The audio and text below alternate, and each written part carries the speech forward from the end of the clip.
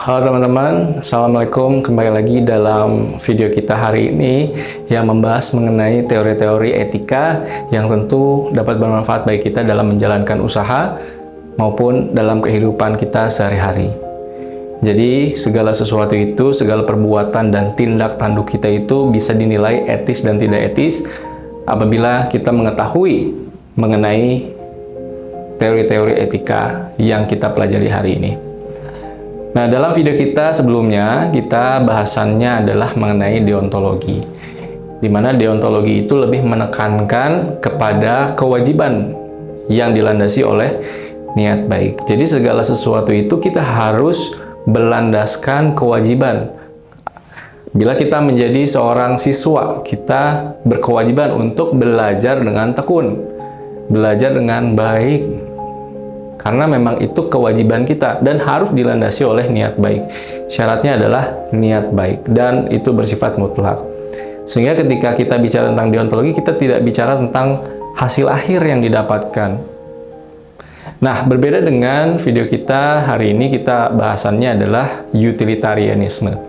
Di mana utilitarianisme itu adalah berasal dari kata utilis atau kebermanfaatan, atau memiliki manfaat atau dampak atau kebahagiaan juga bisa. Nah, dalam utilitarianisme kita bukan lagi bicara tentang kewajiban, tetapi segala sesuatu itu harus berdasarkan kepada dampak yang dapat dirasakan oleh banyak orang. Jadi dalam teori utilitarianisme itu kita bicara mengenai dampak bagi sebagian besar orang. Apakah apabila kita melakukan suatu keputusan, perbuatan, apakah perbuatan tersebut dapat memberikan dampak yang positif atau kebahagiaan yang banyak bagi sebagian besar orang. Nah, itu bisa dikatakan dengan etis. Apabila lebih menekankan atau lebih memunculkan keburukan atau dampak yang buruk, maka tentu saja itu bisa dikatakan perbuatan yang tidak etis. Nah, di situ perbedaan yang mendasar antara utilitarianisme dan deontologi. Kita akan lebih banyak lagi membahas mengenai teori utilitarianisme. Kita tonton videonya sampai akhir.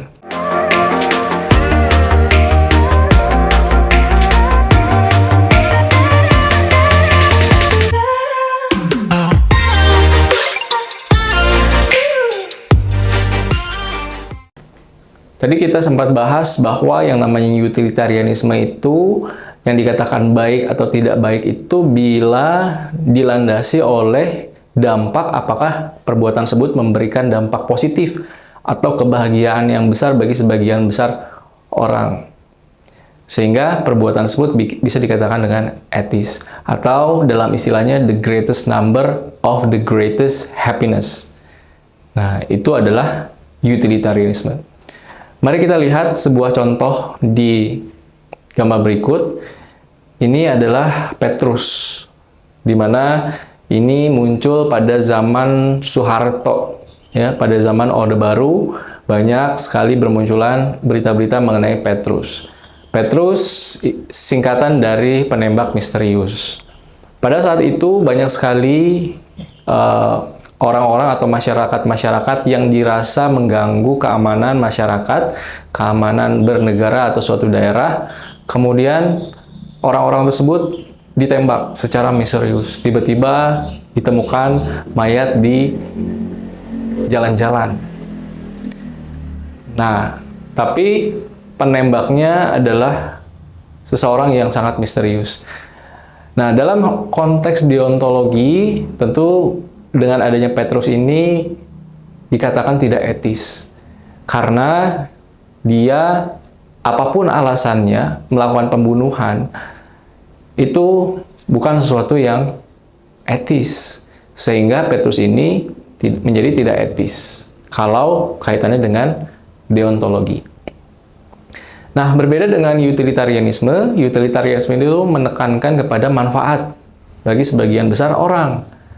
Nah, ketika dihadapkan pada satu situasi yang dimana banyak orang yang mengancam keamanan bernegara atau stabilitas negara dengan melakukan penembakan pada orang-orang yang mengancam tersebut bisa dikatakan sebagai etis-etis saja, karena dampaknya untuk kebahagiaan besar orang, lebih banyak orang yang mendapatkan manfaat.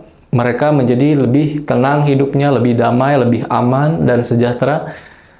Karena dalam utilitarianisme itu kita bicara tentang dampak dan manfaat bagi sebagian besar orang, bukan bicara mengenai kewajiban yang dilandasi oleh niat baik. Nah, mungkin ilustrasi tadi menggambarkan bahwa yang namanya utilitarianisme dan deontologi itu berbeda dalam segi prinsip.